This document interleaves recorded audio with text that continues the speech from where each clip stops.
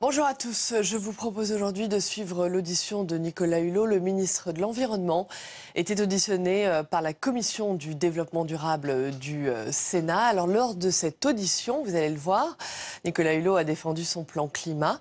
Il a également été interrogé sur le nombre de centrales qui seront fermées d'ici 2025. Et puis enfin, il s'est exprimé sur ses ambitions en matière de réduction de pollution de l'air. Voilà, tout de suite donc je vous propose de suivre cette audition de Nicolas Hulot. Chers collègues, je vous propose que nous commencions notre audition de M. Hulot, ministre d'État, ministre de la Transition écologique et solidaire, accompagné de son secrétaire d'État Sébastien Lecornu. Monsieur le ministre, nous sommes très heureux de vous accueillir. Je vous disais que ce n'était pas la première fois que vous veniez devant notre commission, puisque vous êtes venu dans les précédentes fonctions lorsque vous étiez auprès du président de la République François Hollande et dans le cadre de la préparation de la COP 21. Mais c'est la première fois que vous venez devant le Parlement en audition en tant que ministre. Et nous sommes évidemment très heureux que cette première audition devant le Parlement, elle soit pour le Sénat et pour notre commission. Nous y voyons bien sûr une marque d'intérêt pour notre Assemblée. Nous sommes, et je suis tout particulièrement heureux d'accueillir votre secrétaire d'État, Sébastien Lecornu, puisqu'il est, pour ceux qui ne le sauraient pas, élu du même département que moi. Il était encore président du département il y a quelques jours et nous nous connaissons depuis très longtemps. Nous avons une relation de proximité que j'avoue publiquement. Comme toujours, donc, vous venez nous voir à un moment où l'actualité est très riche, puisque sur le plan international, il y a eu la semaine dernière un G20 qui a montré toutes les difficultés à arriver à une déclaration commune sur le climat. On peut en revanche se réjouir que, malgré la décision des États-Unis de quitter l'accord de Paris, l'ensemble des pays membres ont considéré que la lutte contre le réchauffement climatique était un processus irréversible. Toujours dans l'actualité internationale, il y a eu bien sûr, à la suite de ce G20, la décision très importante du président de la République d'organiser le 12 décembre à Paris une conférence internationale sur le climat. Vous nous en direz peut-être quelques mots et puis vous nous direz sans doute comment elle s'articulera avec la COP 23 qui se tiendra quelques semaines auparavant à Bonn. Sur le plan de l'actualité nationale, eh bien, l'écologie a été présente dans le discours du président de la République à Versailles, dans le discours du Premier ministre devant l'Assemblée nationale et devant le Sénat. Et puis, bien entendu, élément important de la semaine passée, vous avez présenté votre plan climat, dont vous nous parlerez certainement, qui est un plan ambitieux puisqu'il comprend 23 axes organisés autour de 6 grandes priorités. Vous avez également, en ce début de semaine, annoncé la fermeture de 17 réacteurs nucléaires, ce qui suscite beaucoup d'interrogations. Et puis, ça a été l'objet, j'allais dire, des premières critiques par rapport à votre action. La position de la France sur les perturbateurs endocriniens dans le cadre des discussions européennes a été un petit peu critiquée par certains, notamment par rapport aux positions que nous avons peut-être pas su suffisamment défendre aux yeux de certains par rapport aux positions allemandes. Donc tout ça concourt à l'actualité de la semaine dans laquelle nous vous accueillons aujourd'hui. Sur le plan climat, c'est un plan que tout le monde reconnaît comme un plan ambitieux. C'est un plan qui est très vaste puisqu'il embrasse l'énergie, l'agriculture, la mobilité, le logement, mais qui apparaît aux yeux de certains observateurs encore imprécis puisqu'il y a un certain nombre d'objectifs assez larges à ce stade, comme la suppression des véhicules thermiques à l'horizon 2040. Donc vous nous expliquerez comment on arrive à atteindre ces objectifs. Nous nous interrogeons aussi sur le rôle particulier des territoires dans ce plan climat. Vous avez clairement dit que les territoires auraient un rôle particulier, que l'État contractualiserait avec les territoires sur la rénovation des bâtiments, sur les circuits courts, sur la mobilité. Et vous avez également indiqué que les collectivités, les territoires bénéficieraient de moyens pour faire face à ces enjeux. Nous espérons que vous pourrez nous en dire un petit peu plus, notamment sur l'idée qu'il y ait une part de la contribution climat-énergie qui soit affectée aux collectivités. Toujours à propos de ce plan, vous avez dit qu'il serait un exercice innovant et vous avez évoqué l'idée qu'un panel de citoyens et de consommateurs soit impliqué dans la mise en œuvre de ce plan. J'imagine que vous nous direz également comment il sera constitué et quel sera son rôle.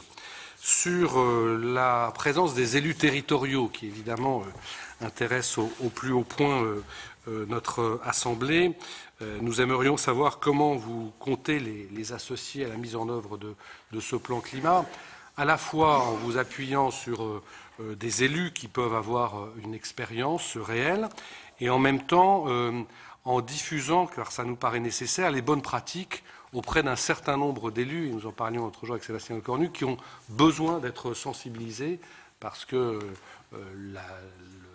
la sensibilisation des élus est encore, à mon sens, insuffisante pour grand nombre d'entre eux. Au-delà de la présentation de ce plan climat, j'aimerais, Monsieur le ministre, formuler deux demandes. La première concernant le programme législatif. Vous avez indiqué qu'il y aurait sans doute un projet de loi sur l'interdiction des permis d'exploration hydrocarbures. Est-ce que c'est confirmé et sur quelle échéance?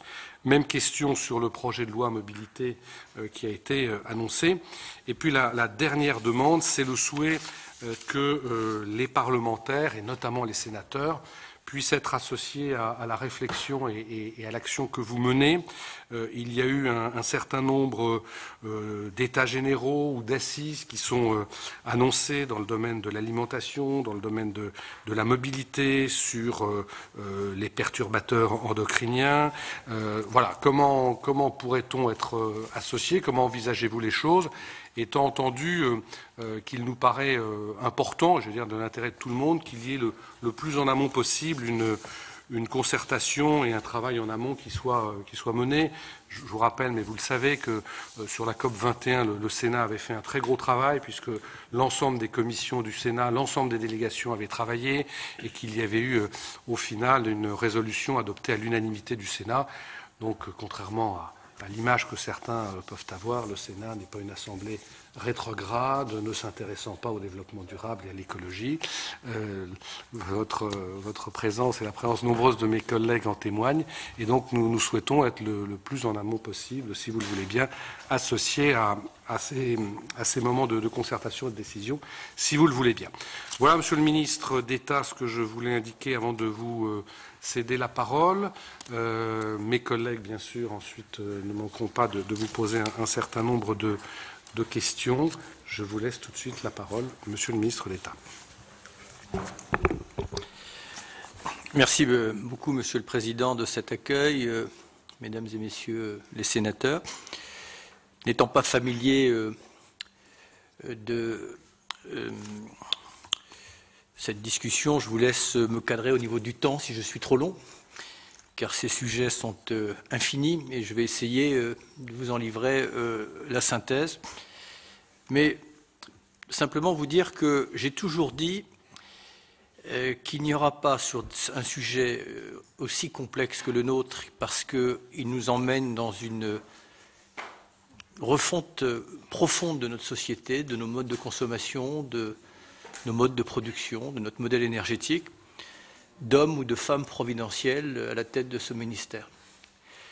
Et donc, quelle que soit la feuille de route et le plan climat que nous avons commencé à élaborer, j'ai une cruelle conscience que si on ne co-construit pas ça ensemble, ici et ailleurs, si on ne la pilote pas ensemble, très sincèrement, je connais à l'avance l'issue.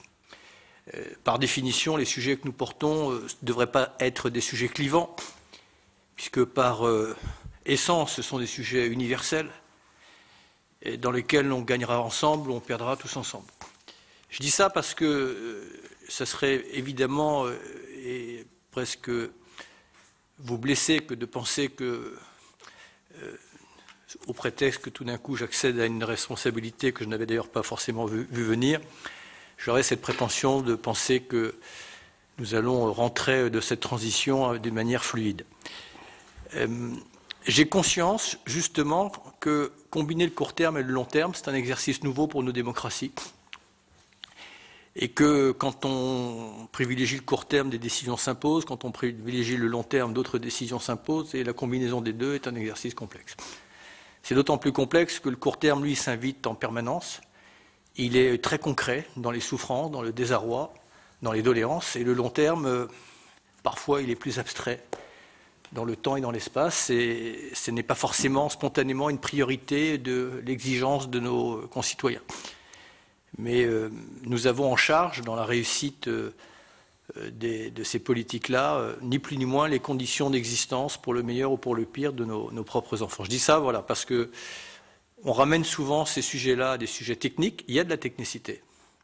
À des sujets conflictuels, il y a évidemment beaucoup de sujets conflictuels. Pas facile d'ailleurs à résoudre parce que souvent, dans beaucoup de sujets, je ne vais pas les énumérer ici, mais il y a de la sincérité de part et d'autre. Mais justement, il n'y a pas forcément la même grille de lecture. Et donc, nous devons essayer de faire cette combinaison délicate. Dans le temps que je passerai dans cette mission, dans cette fonction, mon souhait, au-delà évidemment des urgences que je ne découvre pas, mais si je les oublie, elles arrivent tous les matins sur notre bureau, sur lequel il faut évidemment réagir, répondre, décider, mais ça ne vaut pas stratégie, ça ne vaut pas politique. Et mon souhait, c'est, dans un certain nombre de domaines et de priorités, c'est définir ensemble un horizon, une vision et les modalités pour y parvenir. C'est-à-dire engager sur 3-4 grands domaines, qui conditionnent parfois d'ailleurs tout le reste, des dynamiques, se fixer des trajectoires, en créer des conditions d'irréversibilité, mais évidemment avec une prévisibilité pour emmener dans ces trajectoires et ces dynamiques l'ensemble de la société, et évidemment avec un souci extrême de cohérence, parce que s'il n'y a pas de cohérence, il n'y a pas d'acceptabilité économique et sociale.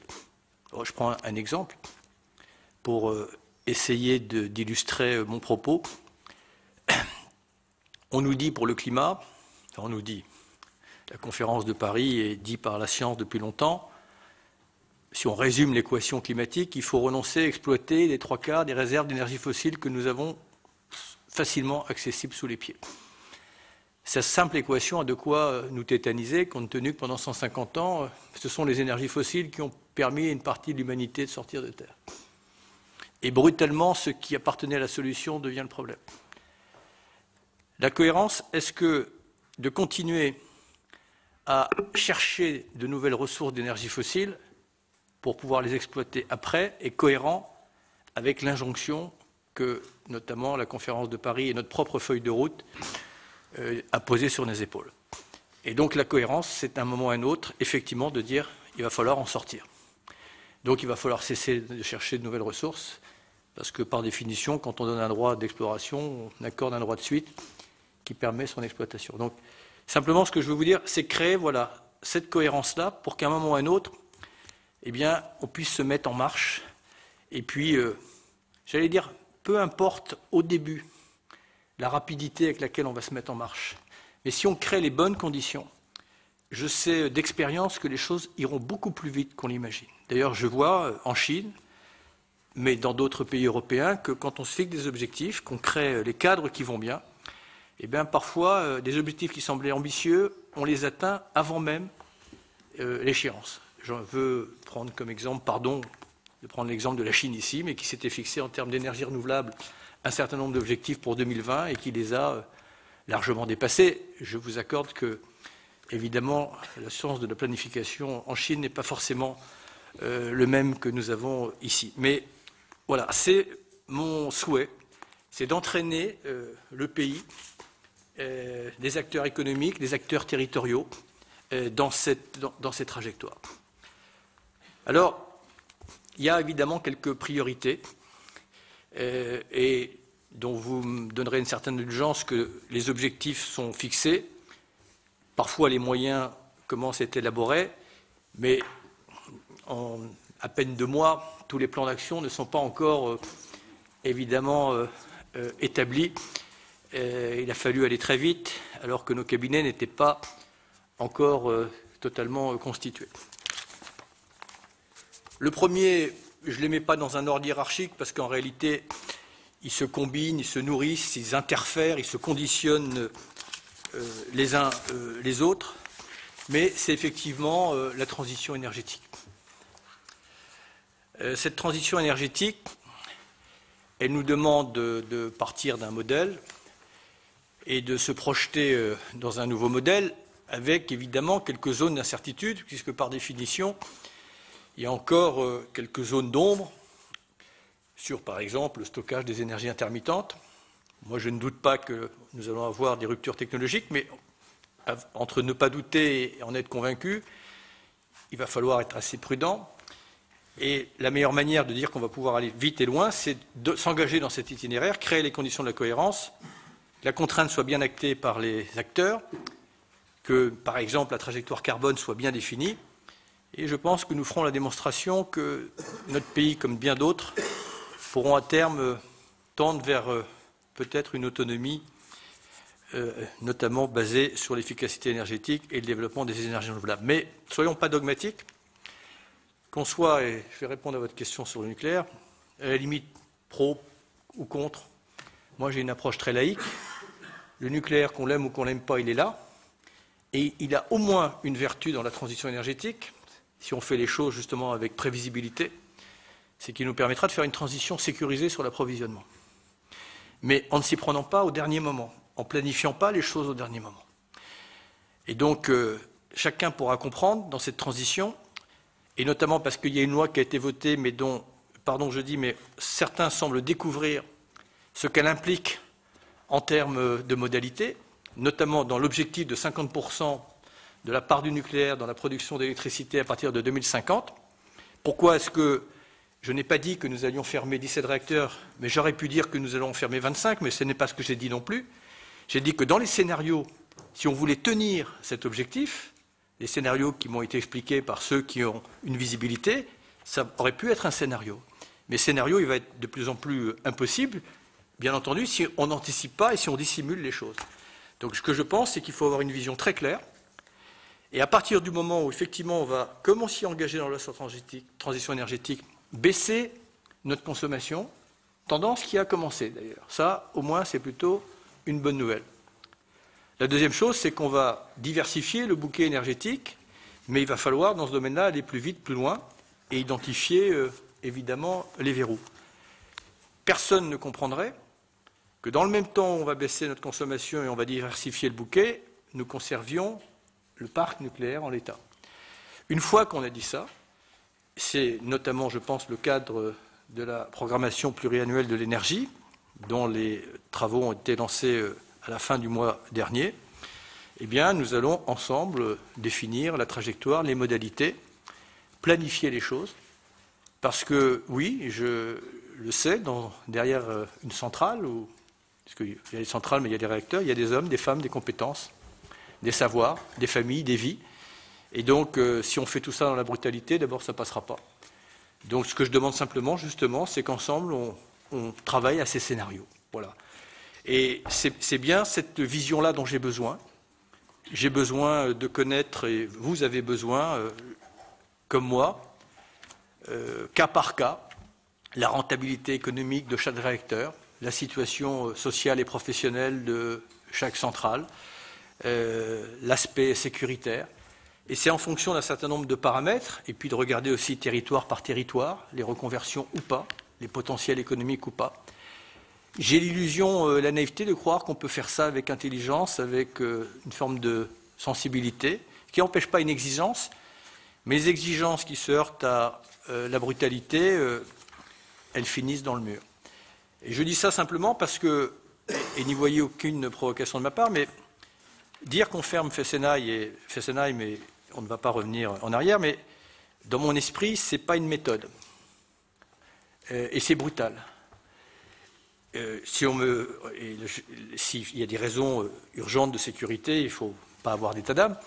Mais ce que je voudrais, c'est passer, entre guillemets, du symbole à la stratégie, à la politique et aux modalités. C'est ce que je souhaiterais arriver à faire d'une manière intelligente et programmée, en appréhendant l'ensemble des paramètres, en gardant évidemment l'esprit de la loi qui a été votée, mais en regardant la faisabilité, bien entendu, et plus on décale dans le temps, notamment le sujet que vous évoquez là, moins on a de choix, plus on est dans une impasse, plus on repousse l'échéance, et plus on se mettra dans l'incapacité de tenir notre feuille de route. Alors, je parle de ça parce que, évidemment, cette transformation du modèle énergétique, elle est lourde.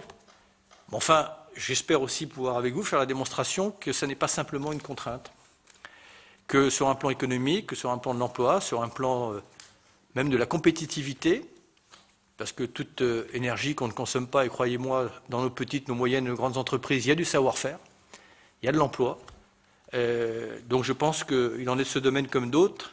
J'aurais à cœur, avec mes deux secrétaires d'État, de démontrer que, à partir de la contrainte, il peut y avoir un aspect positif. Mais dans cette loi, il faut aussi, dès lors que j'ai souhaité que mon ministère porte le mot solidaire, que nous pensions à l'acceptabilité sociale dans les dispositions et les dispositifs que nous allons faire.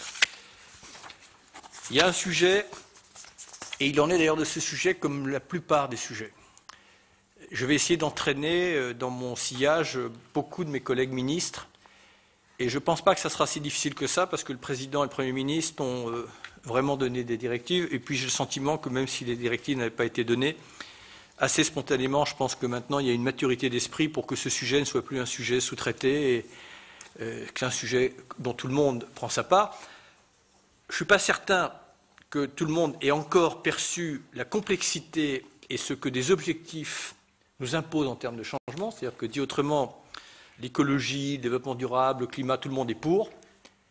En revanche, dès qu'on est dans la traduction en termes de choix, évidemment, c'est normal, on est un peu plus réservé parce que ça remet en cause des fondamentaux et on est un peu pris parfois de court. Voilà. Mais c'est normal, pour moi, nous sommes à l'aune d'une transformation culturelle, sociétale. Pardon si les mots semblent un peu forts, mais je crois que le XXIe siècle, c'est le moment d'un bilan, et de dévouer notre intelligence, notre économie, notre technologie au progrès. Et c'est cette dimension-là que j'aimerais porter. Le deuxième sujet, c'est le sujet de la santé et de l'environnement. Et avec Agnès Buzyn, avec Frédéric Vidal, nous allons bâtir une méthode. Je reviendrai sur les perturbateurs endocriniens, si vous me le permettez tout à l'heure, mais je pense que je ne vais pas répondre tout de suite aux questions, et je vais essayer d'être le plus court possible, pardon. Ce sujet santé-environnement, pardon, mais il a été souvent repoussé. Il a été repoussé, pourquoi? Parce que les relations de cause à effet entre un certain nombre de pratiques, de mise sur le marché d'un certain nombre de substances et d'éventuelles pathologies, il n'est pas immédiat. Et d'abord, il y a eu très peu d'études épidémiologiques, et puis ces études, elles sont longues et compliquées, parce qu'en plus, il y a un phénomène de bioaccumulation, puis parfois, il peut y avoir des interactions entre différentes substances, ce qui fait qu'une substance peut être sans dangerosité, mais combinée avec une autre, ces choses sont possibles. Chacun a bien conscience qu'on a une responsabilité au XXIe siècle d'évaluer la dangerosité, mais avec des études fiables, pour que moi qui ne suis pas scientifique, je puisse prendre des décisions, le Président et vous-même, avec évidemment une fiabilité. Donc on a besoin de fiabiliser la parole de la science. Mais à partir de là, il faut qu'on avance. Donc simplement vous dire qu'il en est de ce sujet comme de beaucoup d'autres, notamment avec Agnès Buzyn. Nous recevrons un certain nombre d'interlocuteurs, notamment les lanceurs d'alerte, les ONG, mais pas simplement. Et puis, on va essayer ensemble de bâtir une stratégie. Je pense que c'est aussi un enjeu économique, parce que, je l'ai dit souvent, le XXe siècle a été le siècle de l'hygiène bactériologique. Moi, j'espère que le XXIe siècle sera celui de l'hygiène chimique. Je suis certain que ça nous coûte très, très cher. Alors, je ne parle pas des vies et des drames que tout cela provoque. Mais voilà, je souhaite qu'on ait une attitude rationnelle et déterminée sur ce sujet-là, y compris sur la pollution de l'air. Je pense que maintenant, il y a beaucoup de choses que l'on sait, suffisamment pour qu'à un moment ou à un autre, notre responsabilité soit engagée si on repousse aussi ces sujets-là ou si nous ne sommes pas assez fermes. Alors il y a ce qu'on peut faire tout seul en France, puis vous l'avez évoqué, il y a ce qu'on peut faire avec l'Europe. Parfois c'est l'Europe qui nous entraîne et parfois c'est l'Europe qui nous freine. Je ne sais pas si c'est l'occasion de vous répondre sur les perturbateurs endocriniens. Comme vous voulez. Je me plie aux règles du Sénat, mais voilà un cas d'école. Moi, j'arrive, on me dit il y a un texte à voter demain matin, c'était la coïncidence du calendrier. La première chose que je demande, c'est, comme j'avais des informations un peu contradictoires, c'était à quelques heures du vote, je demande qu'on le reporte. Et je dis au commissaire, je reviens vers vous très rapidement. Je demande un certain nombre d'engagements, et surtout, je vais vers nos amis allemands pour voir, puisqu'ils voulaient exonérer des perturbateurs endocriniens, un certain nombre de substances qui sont fabriqués volontairement pour être des perturbateurs endocriniens, notamment utilisés dans le domaine de l'agriculture. Je n'obtiens pas des Allemands que l'on enlève cette exonération. En revanche, j'obtiens de la Commission, d'abord qu'on fasse rentrer dans le champ d'évaluation d'autres domaines que le domaine agricole, que sont les jouets, les cosmétiques, et un certain nombre de domaines qui étaient laissés en jachère. J'obtiens aussi 50 millions d'euros pour la recherche. Le fait qu'on puisse accélérer pour les substances qui ne sont pas avérées, mais qui sont, entre guillemets, soupçonnées, là également, la phase d'évaluation. Et j'obtiens du gouvernement français qu'on puisse, nous, sur les substances qui ne sont pas encore avérées, mettre nos agences à contribution pour en apprécier ou pas la dangerosité et éventuellement prendre les mesures qui s'impose. Et surtout, ce qu'on m'explique et qui explique que j'ai pris la décision de voter le texte, parce que c'était évidemment un dilemme pour moi, je pense que ce texte exonère beaucoup trop de substances encore, mais si on le reportait encore une fois, c'est l'argument qu'il a emporté pour faire que j'ai décidé que la France vote, c'est qu'on laissait en circulation encore plus longtemps des substances dont la dangerosité sont avérées, et qu'on ne pouvait pas retirer tant que ce texte n'était pas voté, au nombre desquelles de ces substances, cette fameuse substance qui compose le fameux agent orange qui a été utilisé pendant la guerre du Vietnam, qu'on ne pouvait pas retirer du marché. Donc c'est dans cet esprit-là. Mais j'entends bien que, évidemment, ceux qui disent que ce texte est insuffisant ont raison, mais il faut cranter les choses, avancer, pas s'en tenir là, et puis se donner la liberté, nous, la possibilité, sur des critères encore une fois objectifs. Là. Le troisième sujet, je vais essayer d'être rapide, mais à ce stade, évidemment, c'est beaucoup, c'est l'agriculture et l'alimentation. Ce n'est pas mon domaine, évidemment, de compétences, mais c'est quand même un sujet important parce que, selon les modes de production agricole, l'agriculture peut être sur le climat le problème ou elle peut être la solution. Sur les sujets santé-environnement, y compris pour les agriculteurs, c'est un sujet évidemment très important. Il y a, je ne sais pas si le mot est bien employé, mais un marché ou en tout cas une demande des consommateurs sur une nouvelle offre alimentaire. Marché d'ailleurs qui n'est pas couvert, puisque notamment pour ce qui concerne le bio, vous avez des coopératives qui ont 33% de croissance, mais 90% des produits viennent de l'extérieur de nos frontières. Il y a un objectif de souveraineté alimentaire de la France qui me semble intéressant. Il y a le fait aberrant qu'une grande partie de nos protéines végétales viennent du Brésil au détriment de la forêt amazonienne. Dans l'enjeu climat, ça ne me semble pas forcément très cohérent. Il y a ce désarroi ou même cette détresse des agriculteurs soumis à la détresse économique, la détresse psychologique de défiance des consommateurs ou de monde urbain. Et puis, il y a aussi la détresse sanitaire des agriculteurs, parce que, contrairement à ce que j'ai pu entendre, j'ai à cœur de les protéger. Et sur un certain nombre d'utilisations, me semble-t-il, un peu abusives, pour employer un euphémisme, d'intrants, les premiers exposés, et j'ai suffisamment de cas autour de moi d'agriculteurs qui sont victimes de pathologies lourdes, abandonnés d'ailleurs en race campagne sans faire de mauvais jeu de mots, parfois par les organisations qui sont censées les soutenir, et livrés sur un plan juridique à des grandes entreprises. Donc je pense que cette situation, on ne peut pas s'en accommoder, et mon sentiment, c'est que les États généraux de l'alimentation, sur lesquels maintenant, avec M. Travers, je pense que nous sommes bien synchronisés sur l'ambition et la vision, c'était normal qu'il y ait des ajustements, et je pense qu'on peut faire de ces États généraux de l'alimentation un moment d'intelligence collective. Voilà, on y reviendra. mon ministère ne doit pas oublier, et on aurait pu donner le sentiment qu'on l'a oublié parce que le calendrier nous a obligés à plus parler de climat, d'énergie, que nous sommes le ministère de la nature, de la biodiversité, du vivant, des océans. Donc, bien entendu, compte tenu déjà de la gravité de la situation internationale, je fais référence au dernier rapport sur l'état et la rapidité de l'érosion de la biodiversité. Si la France veut être entendue, il faut déjà qu'elle commence à s'occuper de sa propre biodiversité, notamment dans nos territoires ultramarins. Et donc, c'est évidemment une des priorités du ministère. Et puis, je termine sur nos priorités. J'aimerais réconcilier, je pense que c'est déjà en marche, pardon pour l'expression, économie, écologie et sociale. Dire autrement, c'est faire rentrer l'écologie ou le développement durable dans la modernité. Ça va être plus facile, je pense, qu'il y a quelque temps, d'abord parce que les acteurs sont là, dans les territoires, les petites, les moyennes, y compris dans nos grandes entreprises. Il faut juste qu'on comprenne pourquoi, parfois, avec l'aide du PIA, avec l'aide de la BPI, il y a beaucoup de créativité qui germe chez nous, et puis pour aller éclore après ailleurs. Et donc ça, c'est un sujet pour moi que je veux prendre en charge, avec notamment Sébastien, comprendre pourquoi je vois des choses magnifiques qui ont bénéficié de l'argent public. Et puis après, les start-up vont se développer au Colorado, en Espagne, je ne sais où.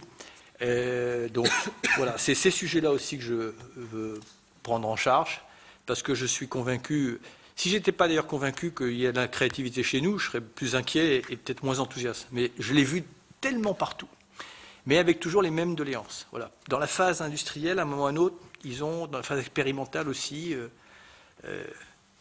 mettre en place une ferme d'énergie thermique marine, ça prend un temps fou. Voilà. Donc c'est ces grands sujets-là que voilà, nous voulons porter. Et la méthode, j'invente pas grand-chose, mais la seule chose que j'ai peut-être à mon actif, c'est d'avoir généré le Grenelle de l'environnement. Et la seule chose que j'ai vue dans le Grenelle de l'environnement de positif, enfin pas la seule chose, pardon, mais d'instructif, pardon, excusez-moi, c'est la méthode. La méthode, c'est que des gens qui ne se parlaient pas ou simplement pour s'envoyer des anathèmes, tout d'un coup, les postures sont tombées, puis chacun a vu d'abord que les arguments des uns et des autres étaient recevables. Et puis on s'est additionné plutôt que de se confronter. Et je pense que sur beaucoup de sujets, on peut emprunter à cette méthode. Je le pense sur les états généraux de l'alimentation, je le pense sur la transition énergétique, je le pense sur les sujets de santé. Donc parfois, il faut peut-être prendre un petit peu plus de temps, mais après, pour aller plus loin, et peut-être pour aller plus vite. Voilà, un mot sur le plan climat, et après je m'arrête là. Bon, c'est un plan, oui, ambitieux. Ambitieux, d'abord parce que la situation, elle est plus que critique. Hein. Moi, je ne veux pas souscrire au fait que tout ça se fera à la marge. Voilà. Et je comprends que ça puisse tétaniser quand on dit qu'il faut diviser par 4 nos émissions de gaz à effet de serre. C'est pas simple. Et en plus, on va forcer la dose puisqu'on dit qu'on va arriver à la neutralité carbone en 2050. Alors, vous me direz, on pourrait prendre des objectifs à 2100 et à 2200, on ne sera pas là pour en être comptable. Mais moi, je pense, c'est ce que je disais tout à l'heure, la prévisibilité, l'irréversibilité. Prenez simplement cet objectif qu'on s'est fixé, comme vous l'avez évoqué tout à l'heure, Monsieur le Président, à 2040, qui est plus de vente de véhicules qui émettent des gaz à effet de serre. Est-ce qu'il faudra le mettre dans la loi? J'en sais rien du tout. Mais quelle a été la réponse dès le lendemain matin de notre industrie automobile? C'est chiche. Eux, ce dont ils ont besoin, ils seront capables de le faire. Mais si on crée les bonnes conditions, bien entendu, notamment sur un plan fiscal, qu'est-ce qu'a dit le président Modi indien? Lui, il a pris le même objectif pour 2030. Qu'est-ce qu'a dit le même jour, comme par un fait exprès de hasard de calendrier, le constructeur Volvo? Nous, on prend cet objectif pour 2019. Simplement, ce que je veux dire, c'est que, alors évidemment, il ne faut pas être dans l'utopie, dans hors sol, mais voir loin, voir grand. Pardon de citer Mandela, mais Mandela disait « nous réduire ne rend pas service au monde ». Et je pense que la situation exige que l'on voit loin et grand. voir grand et près, c'est impossible. Voilà. Et donc, je dis simplement que se fixer cet objectif, ça ne va pas générer de la résistance, ça va générer de la créativité. Et de se fixer un objectif de neutralité carbone, ça veut dire quoi? Ça veut dire qu'effectivement, il va falloir réduire nos émissions, et de manière forte, mais dans le même temps, c'est de demander à l'intelligence humaine de s'associer avec l'intelligence de la nature, c'est-à-dire utiliser les capacités de la nature pour stocker du CO2 ou du méthane. L'agriculture peut nous y aider. Selon que vous nourrissez des vaches avec des tourteaux de soja ou que vous les nourrissez à la prairie, ça n'a pas le même effet sur le changement climatique. Donc voilà, l'idée, encore une fois, voilà, c'est de voir une espèce de vision d'ensemble intégrale, de mettre tout le monde dans la même convergence, et puis petit à petit d'ajouter à l'ossature du plan climat des idées, des préconisations, des corrections, parce qu'on aura dessiné un objectif sans se rendre compte qu'il y a éventuellement un effet pervers.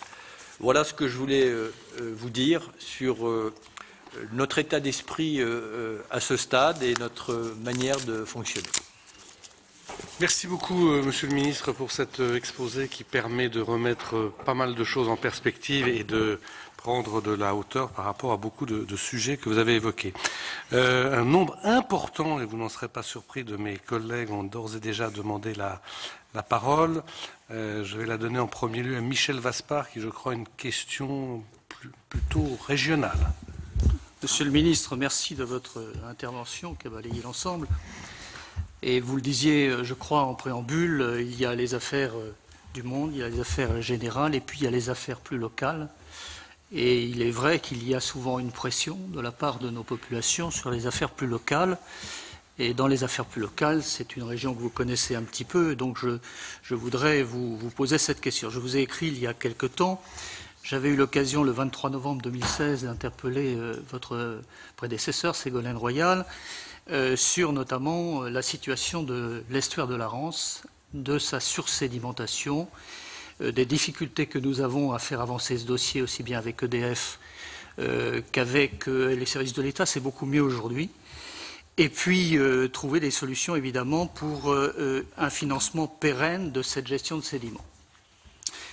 Ségolène Royal, j'avais même fait une proposition à l'époque, c'est que l'électricité qui est produite par le barrage rentre dans le cadre du prix du marché de l'électricité, ce qui est quand même pas forcément bien puisque c'est un élément exceptionnel. Le barrage de la Rance, il est unique et c'est dommage que nous n'ayons pas un prix écologique qui nous permettrait de financer notamment cette gestion des sédiments pérennes et cette sursédimentation. Madame Royal m'avait répondu, je cite pour ne pas oublier quelques mots, vous avez tout à fait raison, me dit-elle, au sujet de la sursédimentation. Je vous annonce que j'ai lancé une inspection sur ce sujet afin de proposer un modèle économique viable à partir de la vente d'énergie. Les prix de vente de l'énergie hydroélectrique devraient intégrer le coût de traitement de cette sursédimentation. C'est le bon sens.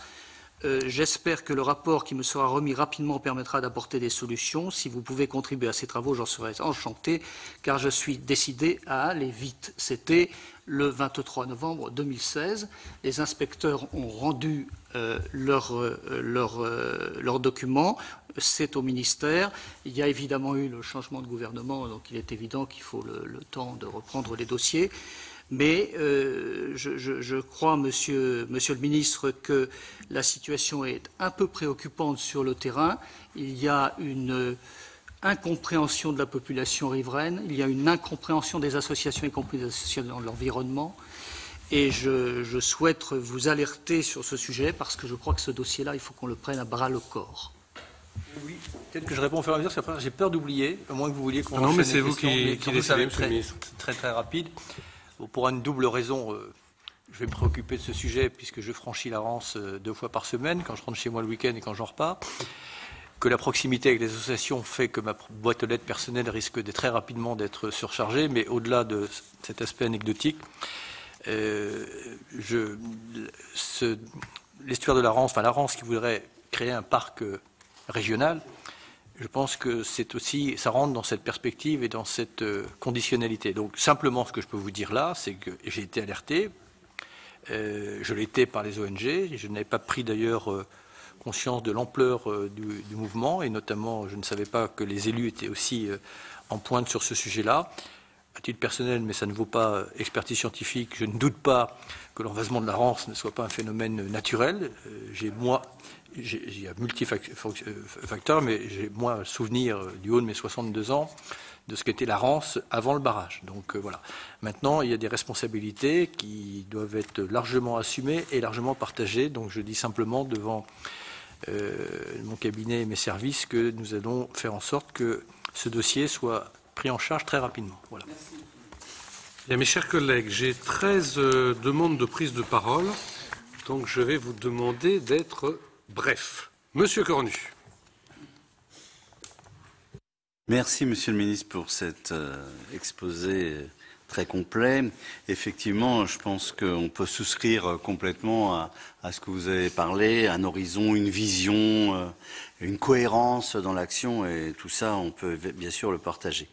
Je voudrais ma question portera sur la transition énergétique, et notamment, et vous l'avez souligné d'ailleurs, sur les modalités. Parce que finalement, quand on rentre dans le concret, c'est là où se trouvent les difficultés. Alors effectivement, vous avez évoqué cette annonce de 17 réacteurs, etc. Et puis le développement, le fait de développer le véhicule électrique, tout ça on peut souscrire.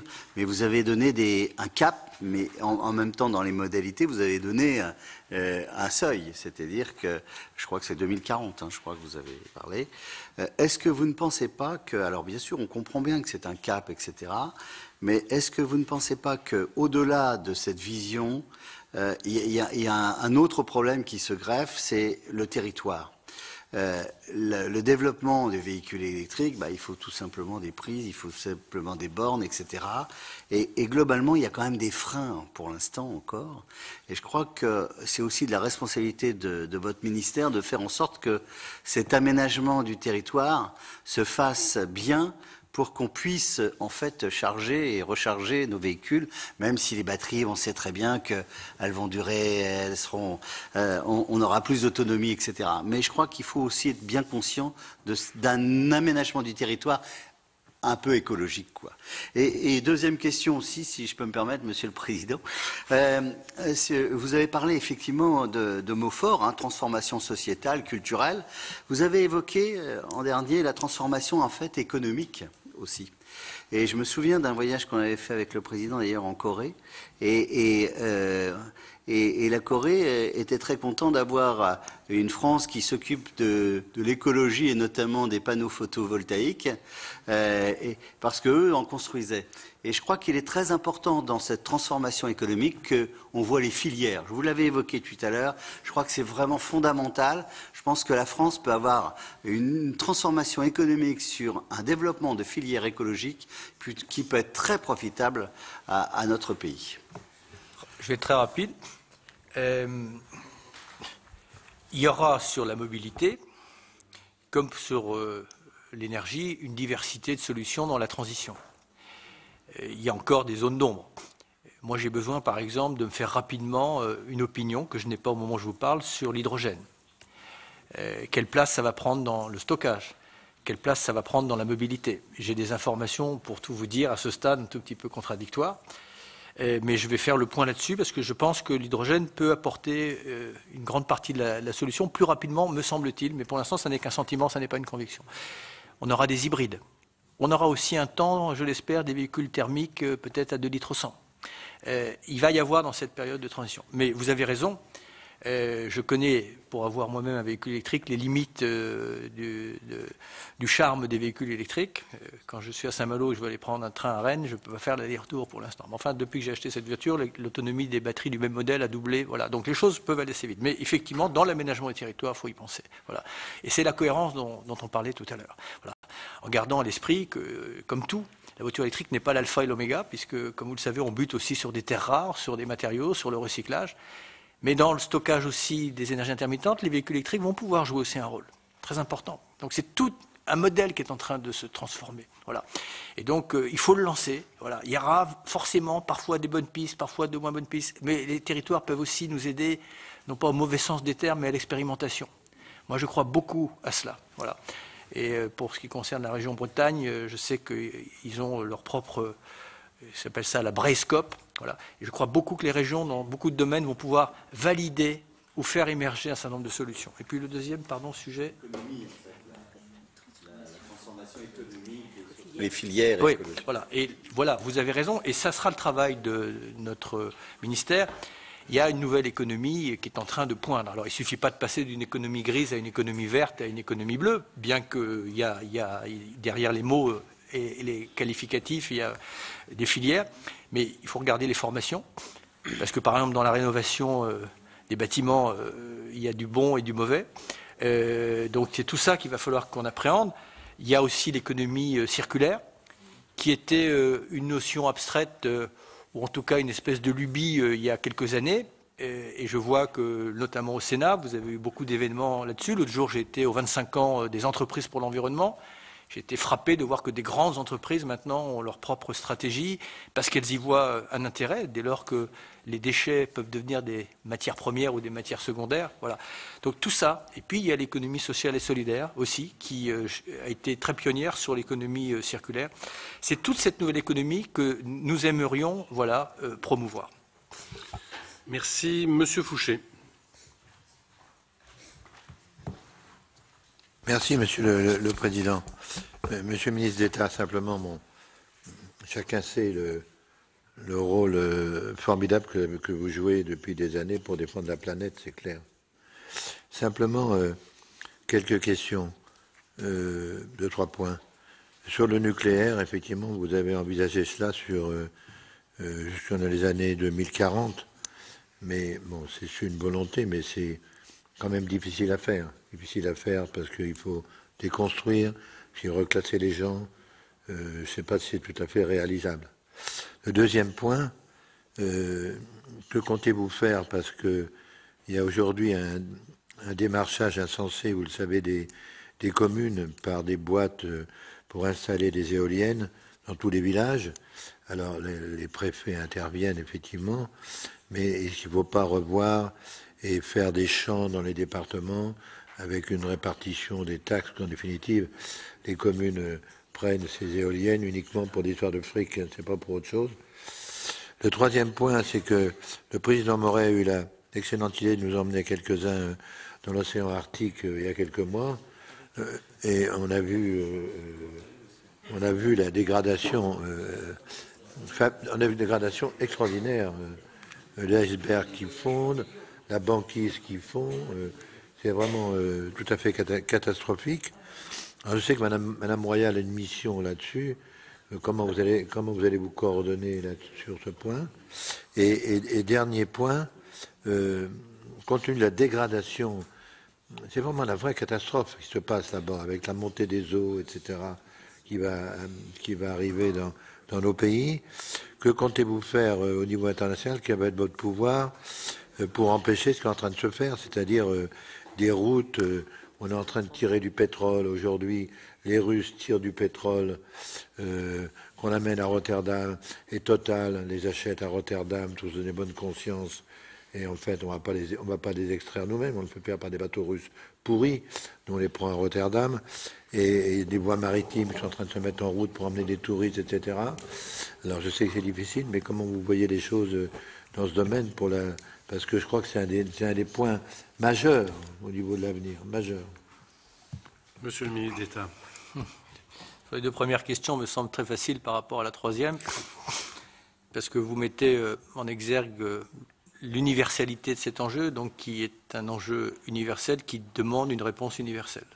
Et que si vous avez une partie de l'humanité ou des États qui s'en exonèrent, d'autant plus que quand ce sont des États qui ont la plus grande responsabilité, notamment dans cette situation-là, le coup est dur, et c'est pour ça que, pour être franc, je n'arrive pas à avoir d'humour sur ce que M. Trump a fait, parce que c'est une mauvaise manière qui fait à l'humanité d'aujourd'hui et plus encore à l'humanité de demain. À partir de là, soit on cède à une forme de fatalisme et de résignation, soit, comme et moi j'en prends acte, fait M. Macron, on est dans l'offensive et la défensive. La défensive, c'est qu'on consacre l'irréversibilité de l'accord de Paris, et l'offensive, c'est qu'on dit qu'on va aller plus vite et plus loin. Et on essaye d'entraîner dans son sillage, par un certain nombre d'actions diplomatiques, un certain nombre de pays progressistes sur ce sujet-là. Moi, j'ai toujours considéré que nos institutions, y compris à l'échelle mondiale, notre droit, y compris international, et je souscris en cela à l'initiative de Laurent Fabius, n'est pas adapté aux enjeux du futur, aux enjeux du long terme, aux enjeux universels. Donc nous devrons également travailler sur ce sujet-là, parce que ce sont des biens communs que l'on est en train de soustraire justement à l'humanité. On a tellement tardé sur ces sujets-là. Vous savez, la seule marge de manœuvre que nous avons aujourd'hui, ça n'est pas d'arrêter le phénomène. Le phénomène, il a son inertie. Quand bien même demain matin, on arrêterait d'émettre le moindre gaz à effet de serre, le réchauffement, il est parti. La seule marge de manœuvre que nous avons, mais tout va se décider dans les 20 prochaines années, hein, et donc ça veut dire que les décisions qu'on prend sont évidemment importantes, c'est sur l'irréversibilité des phénomènes. Irréversibilité et donc irréversibilité des conséquences du phénomène. C'est pour ça que parfois on a l'impression qu'on force un peu le trait dans la gravité parce que c'est pas visible, c'est pas très précis, ça paraît aléatoire, ça paraît loin dans le temps et dans l'espace, mais on est vraiment sur un fil du rasoir. Donc c'est pour ça qu'on ne peut pas faire de concessions. Et je sais que, encore une fois que j'ai dit ça, j'ai rien dit, mais c'est pour ça qu'il ne faut pas dissimuler la complexité de la tâche. C'est pour ça que quand on dit qu'il faut diviser par 4, il faut expliquer que diviser par 4, ce n'est pas simplement réduire un peu, il faut du lourd. Voilà. Bon. Sur le nucléaire, j'entends bien vos doutes. Que je peux rejoindre, puisque je ne peux pas affirmer des certitudes. Moi, j'ai foi dans les énergies renouvelables. Parce que le coup, il vient de partir. Quand j'étais envoyé spécial du président, j'ai visité dans le monde entier des centres de recherche, y compris dans les Émirats arabes, évidemment dans le Colorado, aux États-Unis. Tant que la contrainte n'était pas actée, eh bien, qu'avions-nous besoin d'investir dans les éoliennes alors qu'on avait le pétrole, le charbon et le nucléaire? Mais vous verrez que le génie humain, là, il est en train d'opérer une révolution. Alors, comme je ne peux pas vous le démontrer, faisons la démonstration en accompagnant justement cette transition prudente, mais exigeante, que nous pourrons très rapidement nous approvisionner principalement en énergie avec ce que le soleil, le vent, les marais, le gradient thermique, la géothermie, l'hydraulique pourront. Et simplement, je vous mets quelque chose dans notre horizon. Imaginez qu'à cause ou grâce au changement climatique, qui va nous obliger de toute façon à accélérer le développement des énergies renouvelables, nous puissions, nous la France, mais le Bénin, le Burkina, le Bangladesh, à terme pouvoir pourvoir à nos besoins d'énergie, principalement, voire exclusivement, à partir d'énergie qui à terme est gratuite. Le vent, le soleil est gratuit. Regardez tous les conflits que nous avons subis depuis la Deuxième Guerre mondiale. Le pétrole, le charbon, le gaz n'étaient pas toujours très éloignés de ces sources de conflits. Dit autrement, en creux, vous allez peut-être me trouver très naïf, mais on va se soustraire bon nombre de conflits, on va surtout rétablir l'équilibre des forces. De quoi a besoin l'Afrique? Elle n'a pas besoin de grandes centrales, elle a besoin justement de cette latéralisation de l'énergie par un accès à des besoins élémentaires d'énergie à partir du soleil, à partir de l'eau, à partir de la biomasse. Donc il y a aussi là-dedans une vision qu'il faut qu'on ait, c'est que les énergies renouvelables peuvent aussi nous apporter une forme de paix. Voilà. Sur les éoliennes pour la France, mais ça vaut sur beaucoup d'énergies renouvelables, on a un problème. Et il est paradoxal, c'est que c'est souvent des associations qui se disent écologistes qui en sont les plus résistants. Moi, je dis, mais tout le monde devant ses responsabilités. On ne peut pas être contre tout. Encore faut-il qu'on montre la cohérence. C'est-à-dire qu'effectivement, si le mitage, c'est simplement au gré des subventions que ça doit se faire, voilà. C'est pour ça aussi qu'il faut aussi que les gens comprennent que si on développe ça, pour ceux qui n'ont pas forcément une grande admiration pour le nucléaire, il faut comprendre aussi qu'on va rééquilibrer. Voilà. Donc il faut que ça soit visible. Mais je prends l'exemple, j'ai dit l'autre jour. Quand on fait un appel d'offres pour des éoliennes offshore, entre le moment où on fait l'appel d'offres et le moment où on met la première éolienne offshore, il se passe entre 12 et 15 ans. Et ce que je découvre en plus, c'est qu'entre-temps, l'éolienne qui a été choisie, elle est devenue totalement obsolète et qu'on peut avoir une double efficacité, donc en mettre 2 fois moins. Donc il faut, et c'est des sujets sur lesquels nous travaillons, qu'on remédie à ça, parce que là, pour le coup, sinon, je peux vous dire qu'aucun de nos objectifs ne seront remplis. Donc, une fois que je vous dis que j'ai conscience de ça, je n'ai pas forcément immédiatement les solutions, mais les solutions, elles sont là, en tout cas.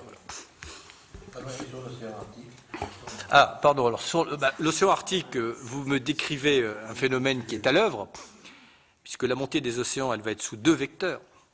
Elle va être sur le fait que, comme les zones polaires australes et boréales et australes, passent l'été en température positive, évidemment, ces stocks d'eau gelés depuis, pas la nuit des temps, mais en tout cas depuis de nombreuses années, va être restitués sous forme liquide aux océans. Et comme en plus l'océan, le principe physique que vous connaissez comme moi, se dilate plus la température monte, tout ça fait que on va avoir un phénomène de montée des eaux qui ne va pas être graduel. C'est un phénomène qui va avoir des effets de seuil. Et chez nous, on a déjà un problème de recul des traits de côte avec des situations que nous avons. Donc c'est un phénomène irréversible qui peut nous emmener pour certains dans une espèce de ce que les sociologues appellent la tentation de la ruine, c'est-à-dire se dire c'est génial, on a une nouvelle voie, donc on a de nouvelles ressources et on va profiter de ça. C'est une forme de folie poussée à l'extrême sur lequel il faut évidemment qu'on soit intraitable.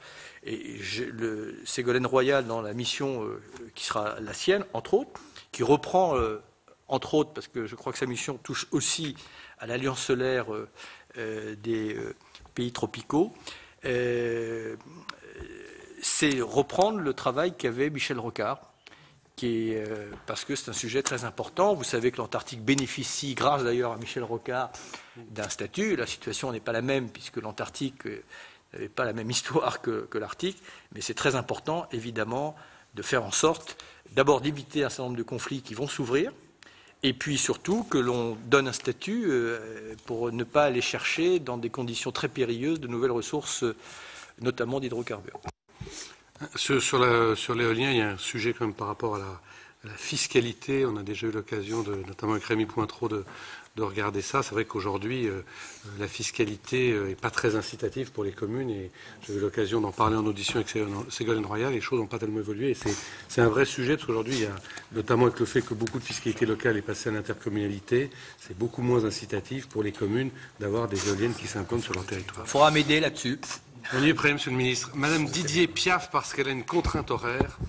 Et quand Merci, Monsieur le Président. Il faut essayer de faire en sorte de donner très vite la parole, ce que je fais. Merci beaucoup, Monsieur le Président. C'est très gentil à vous. Merci, Monsieur le Ministre, pour votre exposé. Je partage beaucoup de ce que vous avez dit.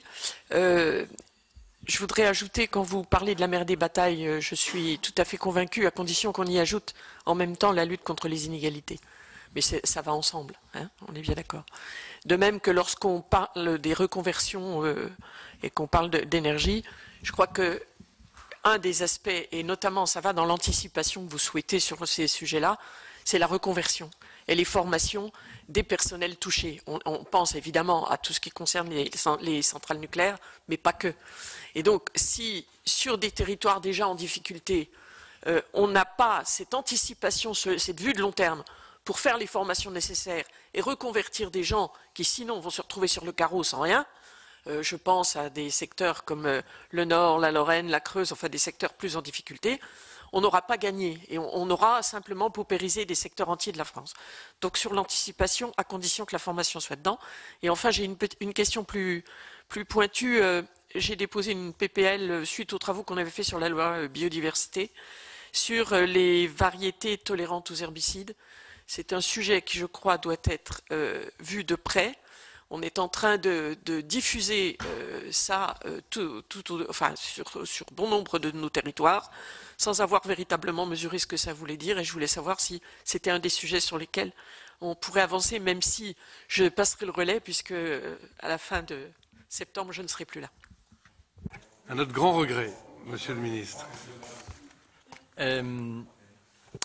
Votre question qui amène la même réponse, hein, c'est que si on n'anticipe pas, et pour pouvoir prendre en charge les conséquences sociales, économiques, si on les découvre au dernier moment, franchement, c'est un exercice impossible et on aura blocage et ça sera légitime et compréhensible. C'est bien pour ça que je me suis permis de mettre des choses en évidence, non pas pour forcément les valider, mais simplement pour qu'on dise comment on fait. Et c'est ce sur quoi je vais m'évertuer, c'est de dire les choses telles qu'elles sont. Après, s'il faut aménager le calendrier pour les rendre... Voilà. Donc, oui, et territoire par territoire, que ce soit sur des centrales thermiques, des centrales à charbon, il faut regarder, parce que les situations ne sont pas les mêmes. Parfois, il y a des potentiels de relance dans d'autres secteurs. Donc vous avez raison. Voilà. Derrière des centrales à charbon, il y a des compétences, il y a des hommes, des femmes, des histoires, des familles, et ça vaut également pour le nucléaire. Et je le répète, j'espère mériter la notion de transition écologique et solidaire dans le. Voilà. Du coup, pardon, sur la deuxième. Ah oui, bon, bah, sur ce sujet que je ne connais pas dans son détail, mais enfin qui participe de ma priorité sur ces sujets. Il y a un moment, il faut qu'on arrête la folie, quoi. Donc, on ne peut pas jouer en permanence aux apprentis sorciers. Surtout, d'autant plus que dans beaucoup de domaines. Vous voyez, hier, j'ai visité, ou avant-hier, avec M. Travers, à Versailles, un centre de l'INRA. Mais si vous saviez ce qu'ils ont dans leur tiroir, justement pour produire les mêmes effets, d'utiliser justement l'intelligence de la nature, ce que la nature met à notre disposition pour pouvoir combattre certains agresseurs. Voilà. Donc c'est tout cela qu'il va falloir pousser. Voilà. On n'est pas pris de court. On est simplement parfois dans une forme d'inertie parce que c'était comme ça avant. Donc on continue. Et il faut justement, à un moment ou à un autre, qu'on dit non, on va arrêter. Alors pas brutalement. Quand il n'y a pas vraiment d'alternative, on peut regarder. Mais ce que je découvre, c'est que dans beaucoup de domaines, il y a des alternatives, avec parfois sans impact ou parfois des impacts beaucoup plus faibles. Voilà. Merci. Madame Bonnefoy. Merci, Monsieur le Président. Bienvenue au Sénat, Monsieur le Ministre. Je suis heureuse que vous soyez là. J'espère que vous y reviendrez souvent et qu'on pourra bien travailler ensemble. Moi, je voulais vous interpeller sur les perturbateurs endocriniens, même si vous avez dit des choses, mais j'en ai aussi à dire, et sur les risques chimiques. Vous avez indiqué récemment, dans un entretien télévisé, que la santé doit primer sur toute autre considération. Vous l'avez d'ailleurs rappelé ici également tout à l'heure. Je partage complètement ce principe. Et c'est d'ailleurs le fil rouge qui nous avait guidés ici au Sénat en 2010, lorsque nous avions travaillé dans le cadre d'une mission d'information sur pesticides et santé, où j'étais moi rapporteur de la mission et ma collègue Sophie Primas, présidente de cette mission d'information. On a travaillé pendant 7 mois, une centaine d'heures d'audition, une centaine de recommandations, donc des travaux importants, et nous avions parfaitement remarqué que la problématique de la santé humaine n'était pas une des priorités. Donc vous avez raison de rappeler que la santé doit primer et doit être mieux prise en compte. Pourtant, le 4 juillet dernier, la France a validé, vous l'avez rappelé, la définition des perturbateurs endocriniens proposée par la Commission européenne et sur laquelle seront basées les réglementations applicables aux metteurs sur le marché de produits perturbateurs endocriniens. Donc les nouvelles garanties données par la Commission européenne, que le gouvernement met en avant pour justifier le changement de doctrine de la France dans ce dossier, apparaissent se situer en deçà du principe de précaution, puisque sont principalement annoncées de nouvelles études et évaluations pour mesurer la dangerosité des perturbateurs endocriniens. En attendant les résultats de ces dernières, les critères aujourd'hui retenus permettront l'autorisation de mise sur le marché de perturbateurs endocriniens ayant des effets nocifs sur les humains, comme le rappelle d'ailleurs l'Endocrine Society qui rassemble 18 000 chercheurs et cliniciens spécialistes du sujet.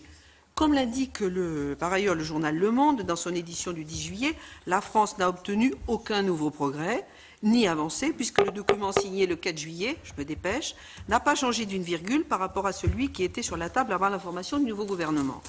De même, l'évolution annoncée par le Premier ministre sur la prise en compte des risques chimiques, c'est mon deuxième volet, dans le compte pénibilité, pose question.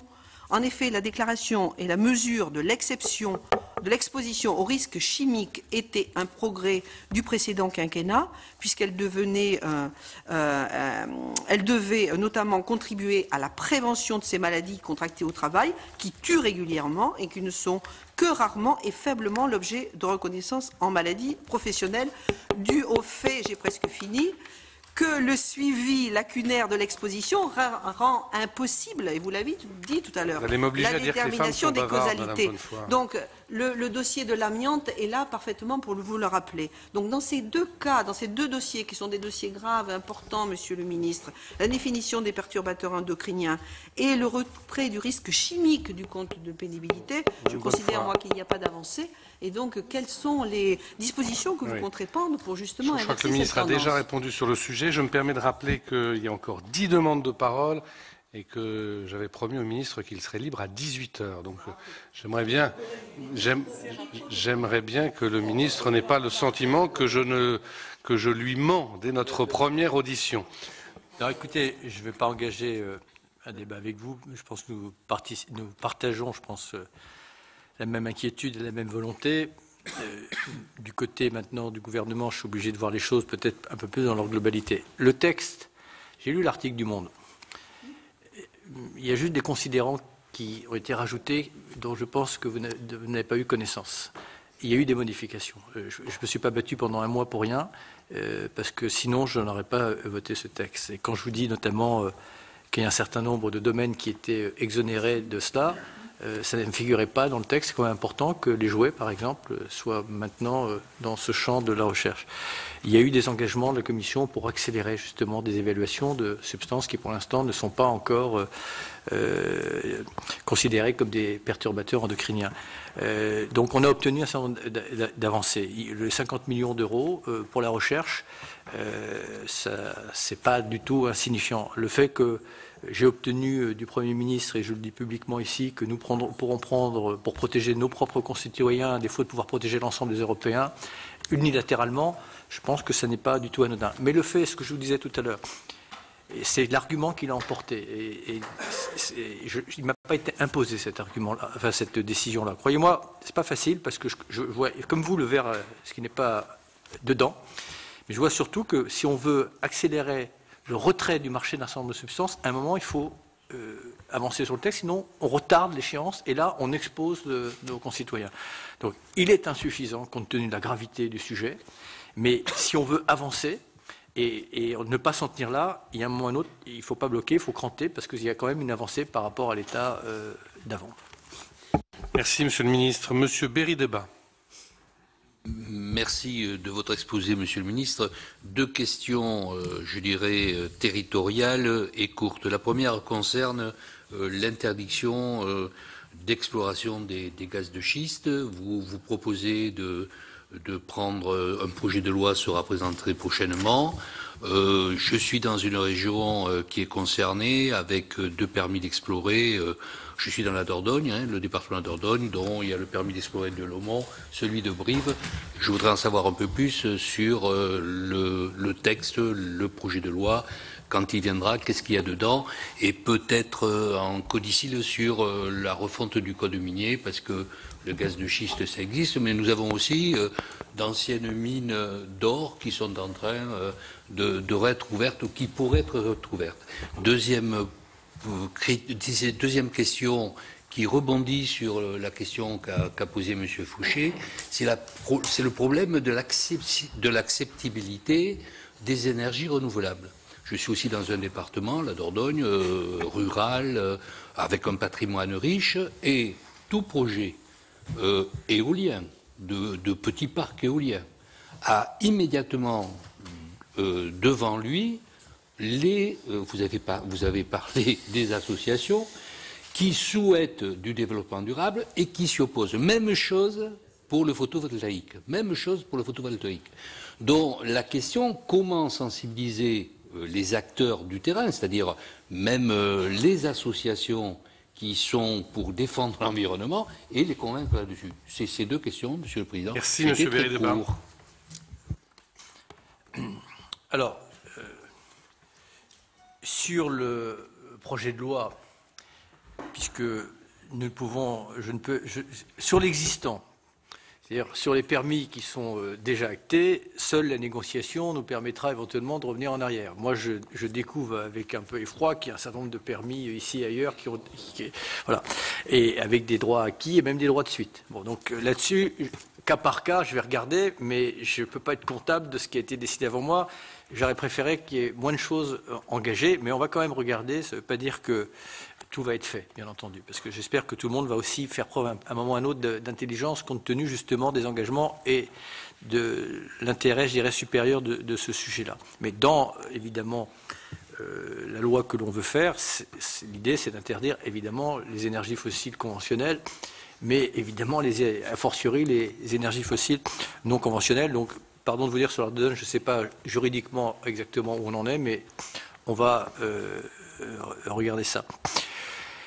Sur le sujet que vous évoquez, qui, comme vous le dites, est compliqué, parce que je pense que les élus sont confrontés à ça, j'observe juste simplement que parfois, quand les citoyens sont intéressés à des fermes éoliennes, ça se passe un peu mieux. C'est-à-dire que quand ils rentrent dans l'économie du projet. Mais enfin, ça ne peut pas être forcément la norme. Moi, mon devoir, moi, ça va être d'être... d'être dans la vérité, c'est-à-dire encore une fois de mettre tout le monde devant ses responsabilités, parce que là c'est ça la cohérence. Moi-même, ça me chagrine que l'on colonise un peu l'océan avec des éoliennes, parce que j'espérais que ce domaine maritime allait rester un espace sauvage.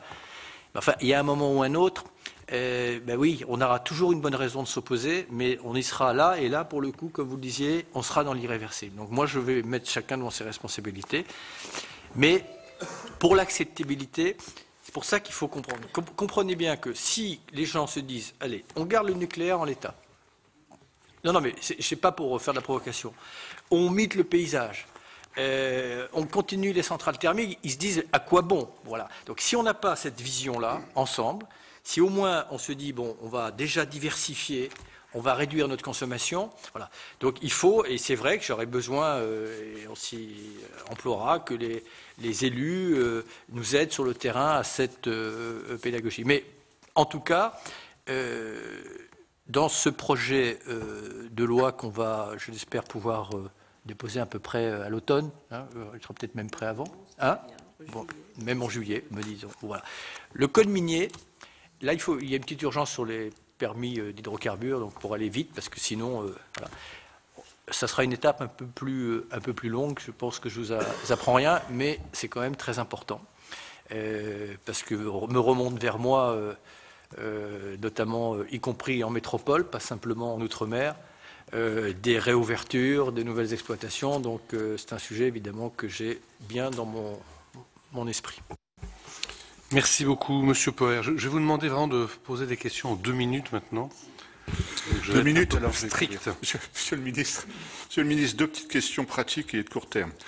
La première, c'est nous étions déjà depuis le mois de mai plusieurs à subodorer une espérance de vie limitée au canal Seine-Nord. La semaine dernière et hier encore, nous avons entendu l'oraison funèbre. Que cette oraison funèbre soit prononcée par un financier, même avec des raisons fallacieuses, pourquoi pas, mais dans les Hauts-de-France, on est un peu taquiné parce que tout ça est assumé par votre ministère, qui est le ministère de l'Environnement et des Transports.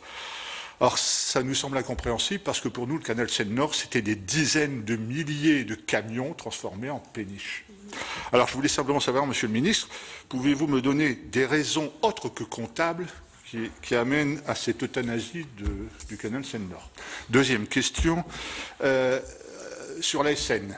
L'année passée, en mai 2016, j'ai eu la chance d'assister à l'audition de M. Pierre-Franck Chevet, président de la SN.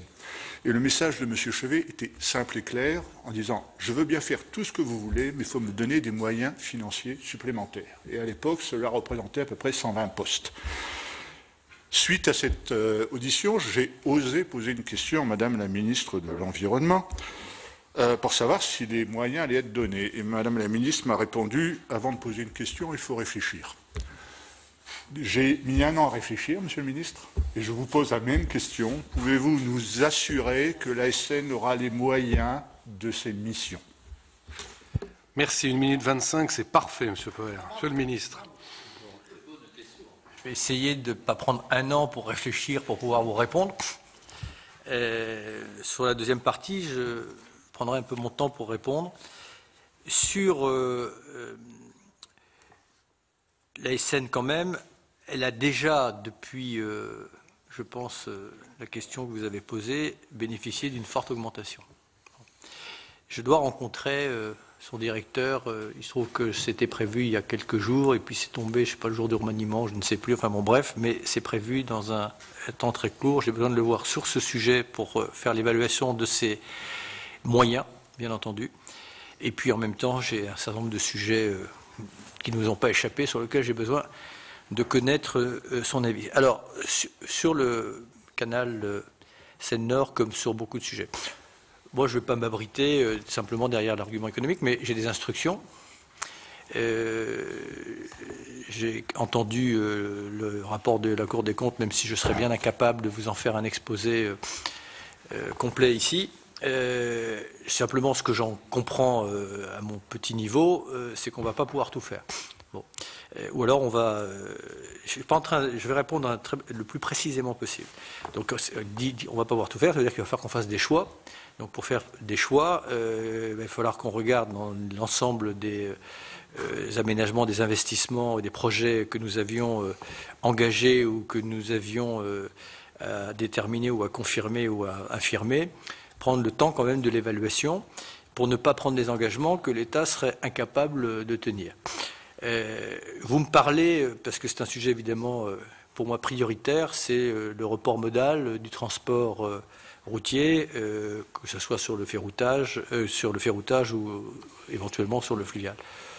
Je fais une toute petite, mais c'est pas du tout pour rentrer en conflit. On me dit que ça ne touche que 500 camions par jour, donc c'est pas tant si énorme que ça, mais c'est pas le seul paramètre de l'intérêt ou pas de ce projet Canal Seine-Nord. J'ai bien compris que c'est un projet économique dans son ensemble. Moi, ce que j'ai simplement, ce sur quoi j'ai acquiescé, et notamment avec Elisabeth Borne, mais c'est vrai qu'on a cette instruction et dont je ne me désolidarise pas, alors on va peut-être pause, suspendre, ça ne veut pas dire définitif, c'est prendre le temps de regarder les choses pour que si on s'engage sur 1 milliard d'euros, on soit sûr que cet engagement puisse être tenu. Et simplement pour dire sur le transport, nous avons 2 priorités. La première priorité, c'est, je dirais, le confort quotidien des Français dans le transport, qui arrivent à l'heure, qui partent à l'heure, qui soient sécurisés sur leur réseau ferré. Là, pour le coup, je peux vous dire, je découvre la situation terrible du réseau ferré français, la situation économique, la situation du réseau routier.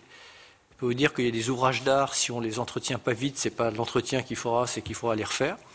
Et puis ma deuxième priorité, c'est effectivement, j'en ai marre de voir toutes ces marchandises sur la route. Et que, alors quand j'ai dit ça, croyez-moi, je ne sous-estime pas la difficulté, parce qu'on a laissé des choses tellement se dégrader. Voilà. Moi, je dis simplement qu'entre dire on ne fait rien et que c'est une suspension définitive, ce n'est pas le cas. Mais laissez-moi simplement, avec Elisabeth Borne, regarder, et croyez-moi, sur le canal Seine-Nord, on ne peut pas faire un pas sans avoir de bons ambassadeurs. Mais on va prendre le temps de l'évaluation là-dessus pour que les engagements et les promesses soient tenus. Moi, je ne veux pas qu'on se retrouve dans quelques années. Vous disiez, vous nous avez promis 1 milliard, si j'ai bien compris, c'est cette ordre de grandeur. Et ils ne sont toujours pas là. Donc, voilà. Merci. Monsieur Longeau, pour 2 minutes. Merci, Monsieur le Président. Monsieur le Ministre, avec un certain nombre de collègues ici présents, nous avons mené une mission d'information sur l'inventaire et le devenir des matériaux et composantes des téléphones mobiles. Cette mission a formulé 27 propositions concrètes, consensuelles et ambitieuses dans 5 directions complémentaires. Et ce n'est pas une question, mais c'est simplement un souhait. Je souhaite, et j'avais avec la rapporteure attiré l'attention de votre prédécesseur sur la nécessité que votre ministère s'empare de ce dossier. Et je me permettrai de vous faire parvenir ce document pour que ce travail ne reste pas dans un tiroir comme 100 millions de téléphones portables usagés. Voilà.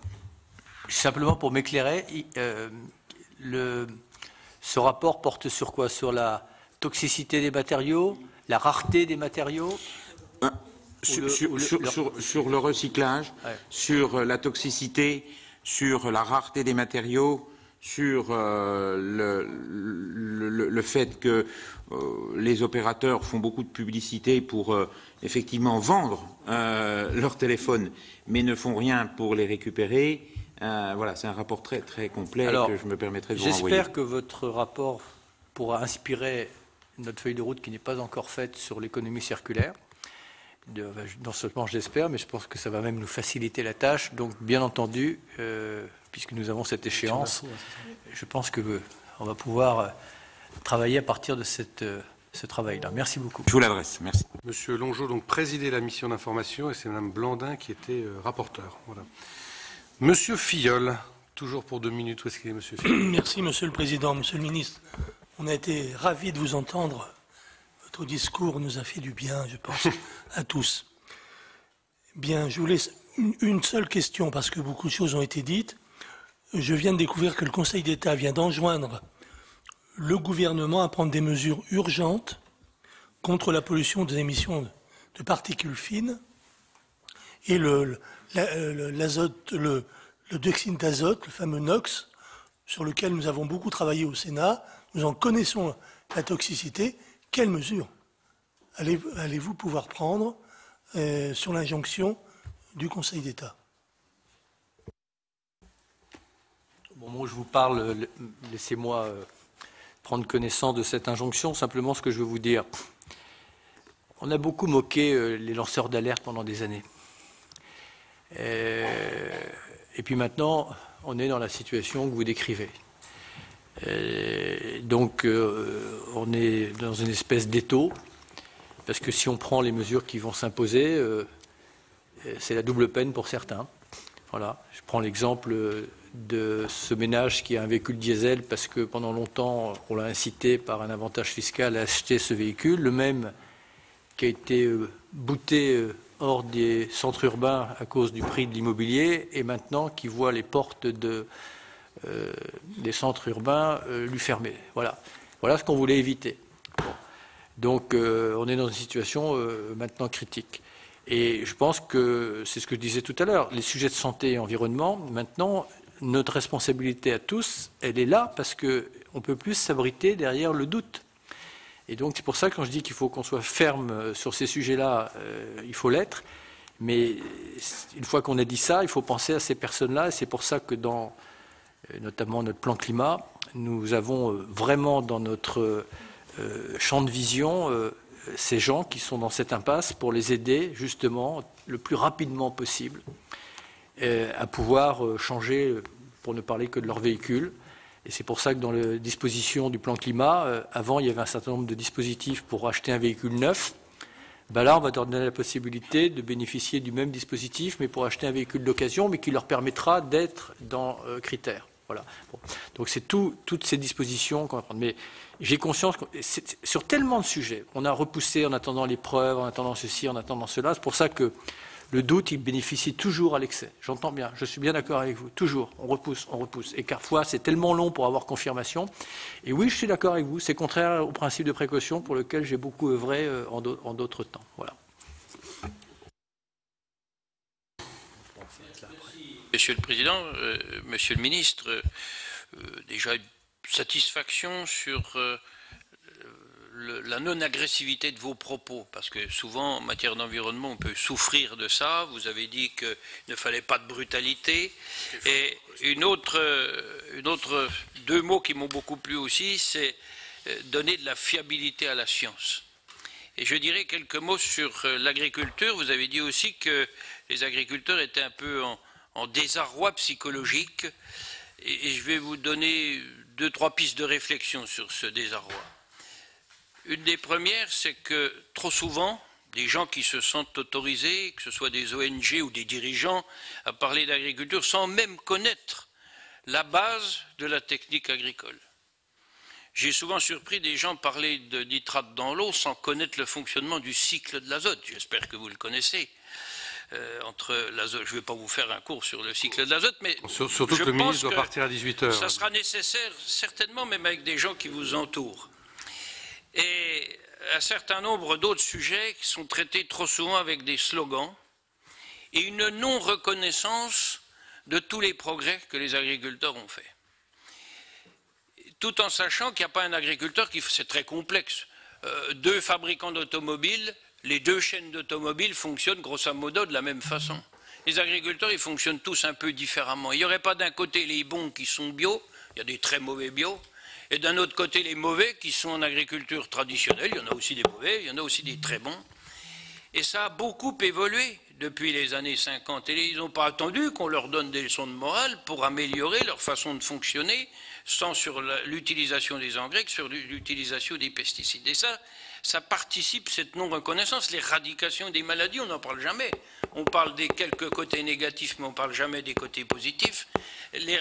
c'est très important l'agriculture, Monsieur le J'en Président. doute pas, Monsieur Raison. Et cette non-reconnaissance des progrès, ils en souffrent énormément aussi. Alors, au risque, je ne voudrais pas vous vexer, simplement sur la partie technique, vous avez par exemple tout à l'heure dit qu'il y avait des animaux qui étaient en prairie, puis d'autres qui mangeaient du soja. Ben, je regrette ceux qui sont en prairie, ils ont besoin aussi de protéines dans leur ration. Alors la protéine n'est pas obligatoirement issue des sojas. Et là, on peut en parler, on aura peut-être des actions importantes à conduire ensemble sur redonner, quand on va réformer la politique agricole commune, il y a longtemps qu'on se bat là-dessus, pour redonner beaucoup plus de valeur aux productions de luzerne ou d'autres produits comme ceux-ci, mais celui qui a des bêtes en prairie, y compris en AOP, en particulier en montagne, l'hiver, même l'été, ils ont besoin de complémenter un peu, mais l'hiver, quand ils mangent du foin, ils ont besoin de complémenter avec des protéines qui, en effet, sont souvent du soja. Je vais devoir vous interrompre. On pourra difficilement s'en passer. Alors, pour conclure, je demanderai, Monsieur le Président, qu'on fasse avec Monsieur le Ministre et quelques-uns de ses collaborateurs une réunion spécifique sur la technique agricole, parce que je voudrais qu'on s'éloigne des slogans. Très bien. Je vais inviter les autres sénateurs à poser leurs questions et le ministre répondra rapidement. S'il pouvait faire plus bref que les 2 minutes, ce serait formidable. Monsieur Pellevat, je suis sûr que vous allez faire ça en 1 minute 30. Oui, on va essayer d'accélérer. Très bien. Merci, Monsieur le Président, Monsieur le Ministre, Monsieur le Secrétaire d'État. Ma question sera locale. Donc, je suis sénateur de Haute-Savoie et nous avons vécu cet hiver un épisode récurrent mais exceptionnel par sa durée de pollution dans la vallée de l'Arve. Donc, qui est située dans une cluse qui a duré 35 jours, avec une forte mobilisation du monde associatif et une grande exposition médiatique. Votre prédécesseur s'était rendu sur place et a fait quelques annonces. La région en a également fait quelques-unes. Les choses évoluent, mais évoluent pas suffisamment rapidement. Je sais que vous êtes au fait du sujet, vous avez fait quelques déclarations dans ce domaine et j'aurais voulu savoir si vous aviez un plan spécifique et si oui, dans quel délai. Et bien évidemment, les associations locales, les élus et les représentants de l'État sont à votre disposition dans ce dossier. Un autre dossier, et je vous avais envoyé un courrier tout de suite dès votre nomination, ça concerne la liaison autoroutière Machy-Thonon. Donc votre ministère a validé le 20 juin les caractéristiques du projet qui sera soumis à enquête publique. Donc bien évidemment pour vous dire que nous sommes attentifs, les élus de Haute-Savoie, à ce projet qui est attendu depuis de nombreuses décennies par les populations. Et à la fin, un sujet un peu plus léger, j'étais à midi avec le président du syndicat mixte du lac d'Annecy qui souhaite inaugurer incessamment sous peu une unité de méthanisation des boues, donc qui est une des premières en France, et il vous invite avec Monsieur le Secrétaire d'État à Annecy, et on aurait le point aussi sur pas mal de projets autoroutiers et ferroviaires sur la Haute-Savoie. Je note que je ne suis pas invité, donc je vais reprendre la parole parce que je ne suis pas invité. Et le président de la Commission est bien évidemment le bienvenu aussi, et tous mes collègues. Husson. Oui, pardon, Monsieur le Ministre. Par rapport à l'actualité du jour, et notamment de cet après-midi, sur la question de l'État qui est aujourd'hui enjoint d'agir et à qui le Conseil d'État vient de donner 9 mois pour mettre en œuvre des solutions. Je crois que nous l'avions souligné dans un rapport de commission d'enquête parlementaire et puis dans un rapport publié ici la semaine dernière que je vous remettrai puisqu'il est sorti tout chaud des presses, dont certains avaient d'ailleurs trouvé qu'il était sévère. Finalement, il était en deçà. Mais vous l'avez dit vous-même, ce sujet est un sujet important. D'autant que ça met le doigt sur la difficulté de la coordination des projets, notamment projet Vie respirable, qui était censé apporter des réponses dans ces territoires. Le problème, c'est que les financements n'ont pas suivi. 2 questions très courtes. La première sur la rénovation thermique des logements. On s'aperçoit que le coût du crédit d'impôt de transition énergétique avait doublé entre 2015 et 2016, passant d'un peu plus de 800 millions d'euros à un peu plus d'1,6 milliard, et que par contre les résultats sont décevants. Question, l'efficacité de ce dispositif fiscal va-t-elle faire l'objet d'une étude avant le PLF qui arrive? Et s'agissant, pardon, de la mobilité propre, puisque vous avez évoqué les modifications sur la prime de conversion, on s'est aperçu que cette prime pour l'achat d'un véhicule électrique fonctionne, mais qu'elle peine à atteindre la cible des ménages aux revenus modestes et qui possèdent des véhicules anciens. Donc, comment expliquez-vous cet échec et en quoi le nouveau dispositif va-t-il mieux et bien répondre à ce handicap? Merci, Monsieur Husson. Monsieur de Nicolaï. Oui, je vais être très rapide, Président. Monsieur le Ministre, je vais aussi faire du terre-à-terre. Moi, je suis élu d'un département peut-être pas aussi pluvieux que l'Eure, mais pas loin, de la Sarthe. Oui, sur le problème de la transition énergétique, on s'aperçoit, on a des tas d'entreprises qui viennent vous solliciter pour faire du photovoltaïque, des éoliennes, etc. Et au fond, on travaille sur des terrains pour installer du photovoltaïque et finalement, la commission de régulation de l'énergie vous dit non, c'est pas possible, vous n'avez pas le droit, parce que 80% du choix, c'est sur le prix.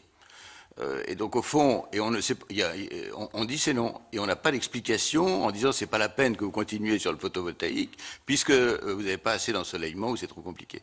Et donc à chaque fois, d'autres entreprises viennent vous voir après et recommencent. Je crois que, alors je ne sais pas si les schémas régionaux ou autres peuvent faciliter les choses sur ce qu'on doit faire et pas faire, mais il y a un peu d'éclaircissement et de simplification à mettre en place pour garantir à des territoires qui veulent essayer d'avancer dans la transition énergétique de pouvoir y aller. Le deuxième point, je reviens sur ce que disait Jean-François Husson sur l'habitat. Pour dans l'aménagement du territoire, pour les centres-bourgs et notamment des petites villes moyennes, le problème de la transition énergétique, de la rénovation de l'habitat énergétique, qui est jusque-là, vu par les populations, réservé uniquement au logement social, est à mon avis prioritaire. Je crois qu'on bloque là aussi par des normes maximales, des plafonds et autres de ressources et autres, qui font que finalement les gens se disent c'est trop compliqué de demander des aides ou se lancer là-dedans, et on s'arrête et on ne le fait pas. Merci. Monsieur Jean-Yves Roux. Merci, Monsieur le Ministre, pour votre exposé. J'ai deux petites questions. La première, c'est la signature des accords de Paris qui a marqué en effet une étape importante. Pour ma part, je crois qu'il existe bien un avant et un après COP21 qui doit aussi se traduire dans les politiques publiques.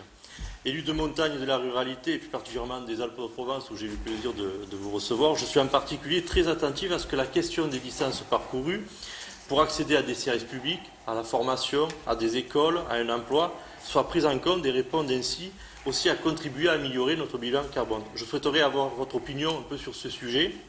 Et ma deuxième question, vous avez annoncé dans votre exposé votre volonté de ne plus permettre la production de véhicules à essence ou diesel à l'horizon 2040. Je souhaiterais savoir si vous prévoyez dans les prochaines années des mesures spécifiques pour les véhicules à vocation agricole. Merci. Enfin, dernière question, Madame Billon. Merci, Monsieur le Président, Monsieur le Ministre, Monsieur le Secrétaire d'État. Je ne vais pas faire étudier le cas de la Vendée, puisque nous sommes actuellement sur un parc éolien également en mer et qui fait débat pour certains pêcheurs. Vous nous avez donné des objectifs extrêmement clairs. Moi, je voudrais juste savoir quels sont les moyens que vous allez mettre en face.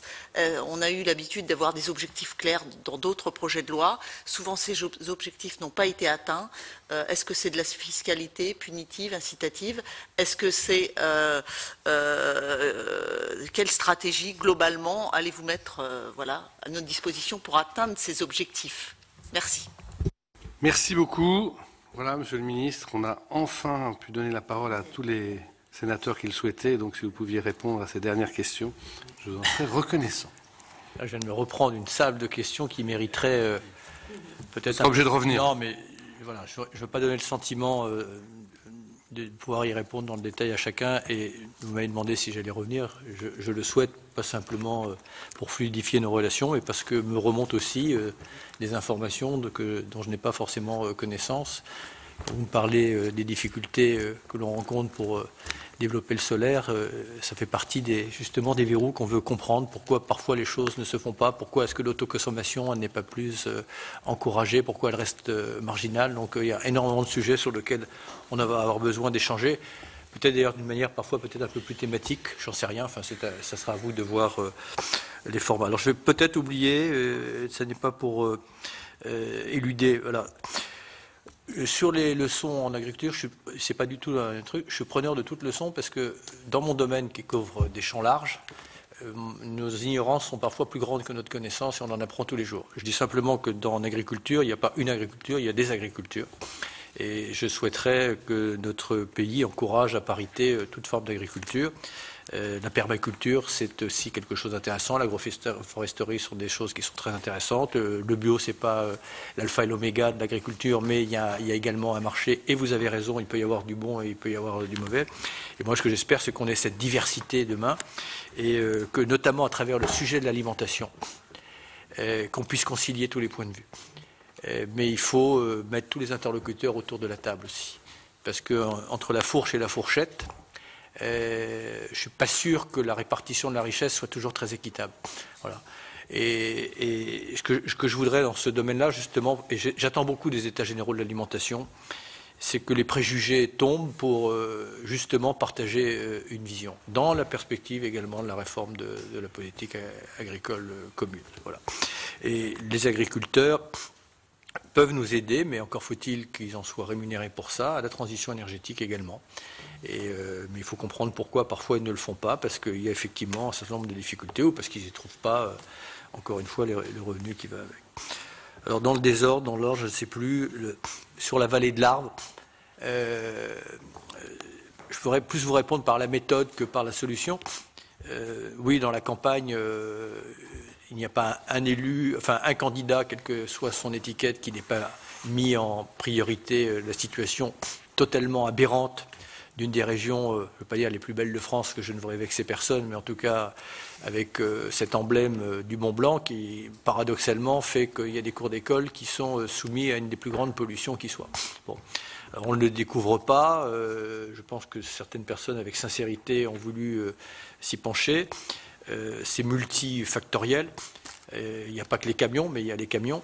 Il y a le chauffage au bois. Et il y a aussi la configuration géographique. Une fois qu'on a dit ça, il y a des solutions locales, mais il y a aussi la nécessité d'avoir une vision régionale, notamment si on veut transférer une partie, parce que si c'est juste pour déplacer les camions d'un tunnel à un autre tunnel, ça n'est que déplacer le problème. Donc là, simplement dans la méthode, ce que j'ai dit, c'est qu'on va se déplacer là-bas à 4 ministres.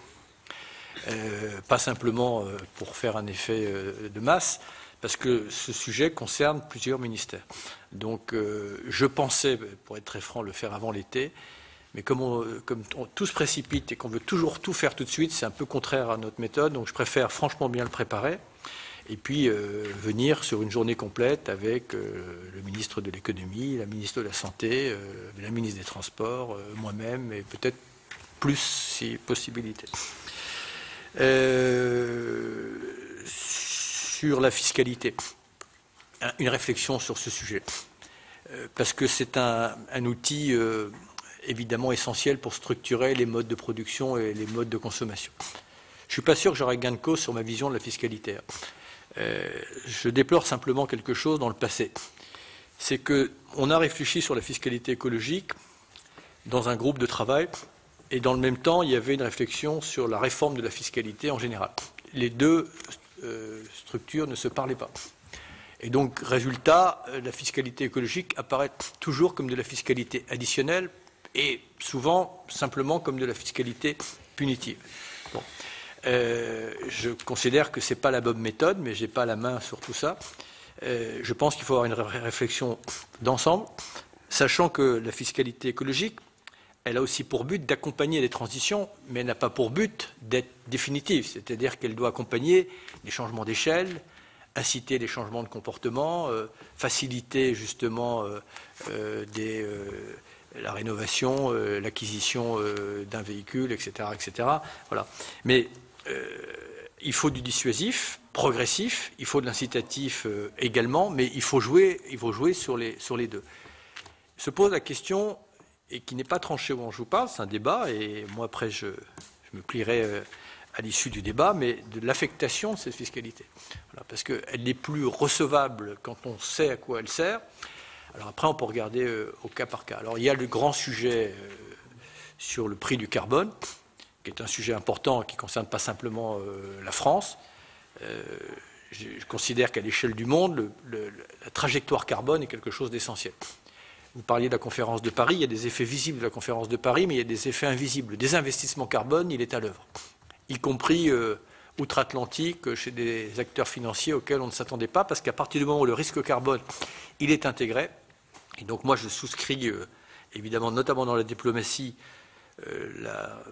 l'engagement de la France à rallier au prix du carbone un certain nombre de pays, et de créer ce qu'on appelle ce fameux corridor carbone, c'est-à-dire qu'en fait il y a une convergence sur le prix du carbone dans un horizon assez loin, mais évidemment la liberté et la latitude pour chaque pays en fonction de sa situation, sa dépendance énergétique aux énergies fossiles, évidemment d'être beaucoup plus souple, mais là l'irréversibilité, cette introduction d'un avantage compétitif à l'économie décarbonée est évidemment très importante. Donc cette notion de fiscalité, enfin ce sujet de la fiscalité, pour moi, il est essentiel dans la transition et on y travaillera et évidemment, on travaillera avec vous en amont. J'ai oublié des choses, mais simplement aussi sur les dispositifs. On va évaluer un certain nombre de dispositifs. C'est en cours d'évaluation. Il y a des choses qui marchent bien, il y a des choses qui, en fait, coûtent cher avec des rentabilités énergétiques ou d'efficacité qui ne sont pas forcément démonstratives. Donc, c'est le but, puisque nous, on vient d'arriver, on va évaluer ce qui fonctionne, ce qui ne fonctionne pas. Dans notamment l'isolation, la rénovation thermique, l'esprit dans lequel on travaille, c'est de laisser un peu de souplesse sur les moyens et d'être plutôt là sur les résultats. Je donne juste un exemple. On s'aperçoit par exemple, pour isoler certains bâtiments, que ce n'est pas forcément le plus efficace de changer les fenêtres, par exemple. Voilà. Non, mais je veux dire que pour l'instant, on a plutôt incité à ça et que parfois, pour des coûts moindres, c'est mieux d'isoler l'extérieur ou d'isoler... Voilà. Bon, non, mais je vous dis des choses que vous connaissez par cœur, mais c'est important justement qu'on évalue ces dispositifs et qu'on essaie de trouver un système, nous, pour être là, pour vérifier en réalité, en finale, l'efficacité, plutôt que d'inciter des choses dont on se rend compte que pour finir, le ratio n'est pas forcément gagnant. Voilà. Bon, je suis désolé, j'ai forcément oublié des choses. Je voulais d'abord vous remercier de la manière dont ces échanges se passent. Je redis ce que j'ai dit en introduction. Ils sont aussi instructifs pour moi, enfin peut-être même plus. Nous ne pouvons pas tout savoir et même si on va aller beaucoup sur le terrain, on a forcément des angles morts. Donc pour nous, c'est très important d'avoir ce dialogue régulier. Merci beaucoup, Monsieur le Ministre d'État, du temps que vous nous avez accordé, des réponses que vous avez apportées à l'ensemble des sénateurs. Comme vous l'avez constaté, malgré un texte important dans l'hémicycle, il y avait beaucoup de sénateurs à cette réunion de la Commission qui ont posé beaucoup de questions. Et je crois que vous avez pu percevoir que, comme vous l'aviez vous-même souhaité en ouverture, on n'a pas une approche clivante de ces sujets et qu'on est bien sûr tout à fait prêt à travailler de concert avec vous. Merci beaucoup. Merci bien. Voilà donc pour cette audition du ministre de l'Environnement, Nicolas Hulot. Alors lors de cette audition, le ministre a notamment défendu son plan climat. Il a également été interrogé sur le nombre de centrales qui seront fermées d'ici 2025. Et puis enfin, il s'est exprimé sur ses ambitions en matière de réduction de pollution de l'air. Vous pouvez bien sûr revoir ce programme sur notre site internet publicsénat.fr.